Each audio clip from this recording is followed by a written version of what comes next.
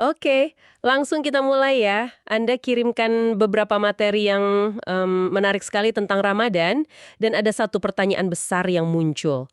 Apakah puasa itu ya cuma soal nahan lapar sama haus aja seharian? Kayaknya sumber-sumber ini mau bilang tunggu dulu, itu baru kulitnya. Jadi mari kita bedah bareng apa sih sebenarnya inti dari bulan ini. Kita akan lihat perjalanannya mulai dari hubungan kita sama Tuhan, lalu dengan sesama, dan terakhir ke dalam diri kita sendiri. Saya suka sekali cara Anda membingkainya sebagai sebuah perjalanan, karena salah satu sumber Anda itu pakai istilah yang bagus banget, sarana pendidikan ruhani.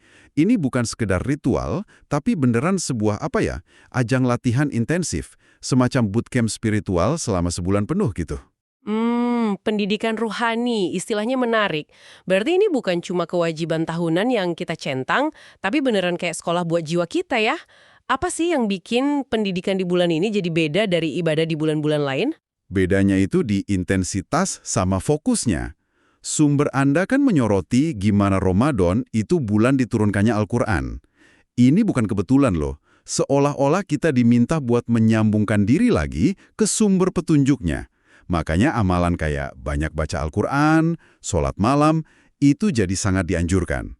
Oh, jadi ini semacam cara buat ngecharge baterai spiritual kita lagi. Tepat sekali. Bayangin deh, Anda mulai bulan ini dengan baterai spiritual katakanlah 10%. Setiap lembar Quran yang dibaca, setiap rokaat tarawih, itu kayak nyolokin power bank ke jiwa kita. Jadi, semua amalan ini tujuannya satu. Secara sadar, membangun kembali koneksi pribadi yang lebih kuat dengan Sang Pencipta. Itu puncaknya. Oke, paham. Jadi koneksi ke atas diperkuat. Tapi yang menarik, rasa lapar yang kita latih ini ternyata bukan buat diri sendiri aja kan?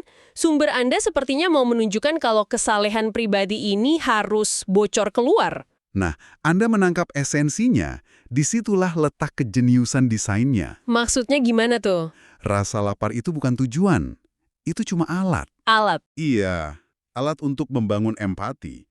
Sumber Anda menyebutkan anjuran spesifik memberi makan orang yang berbuka. Kenapa coba?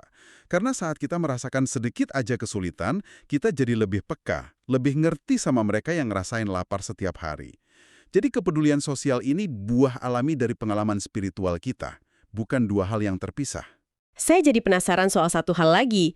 Dari materi ini, kayaknya nahan amarah itu sama pentingnya sama nahan lapar.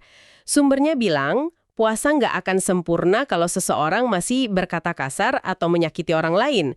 Apakah itu artinya puasa seseorang bisa dianggap gagal gitu, meskipun dia nggak makan dan minum seharian? Wah, itu pertanyaan yang sangat bagus. Dan kalau kita lihat dari esensinya, ya jawabannya iya. Inilah ujian yang sesungguhnya. Oh, gitu ya. Begini, menahan lapar dan haus itu kan latihan fisik, relatif lebih mudah diukur. Tapi menahan lidah dari caci maki, menahan emosi biar nggak meledak, menjaga perilaku, nah itu latihan mental dan spiritual, jauh lebih menantang. Disinilah kualitas puasa kita benar-benar diuji. Oke, jadi kalau kita rangkum nih perjalanannya, kita mulai dengan memperkuat hubungan vertikal kita dengan Tuhan, lewat ibadah-ibadah personal. Betul. Terus pengalaman itu mendorong kita buat memperbaiki hubungan horizontal dengan sesama, lewat empati dan kepedulian. Dan puncaknya adalah perbaikan ke dalam diri sendiri, penyempurnaan akhlak dan pengendalian diri. Benar gitu ya? Persis, tepat sekali. Tujuan akhirnya, seperti disebut di sumber Anda, adalah membentuk pribadi yang lebih bertakwa dan lebih mulia. Nah, sebagai penutup, saya mau ninggalin satu pemikiran buat Anda renungkan. Sumber ini kan menyebut Ramadan sebagai bulan perubahan. Mungkin pertanyaannya bukan lagi apa saja yang harus saya lakukan, tapi coba deh tanyakan pada diri sendiri. Satu kebiasaan spesifik apa, di luar urusan makan dan minum tentunya, yang paling ingin saya perbaiki dari diri saya, dengan menjadikan Ramadan ini sebagai momentumnya.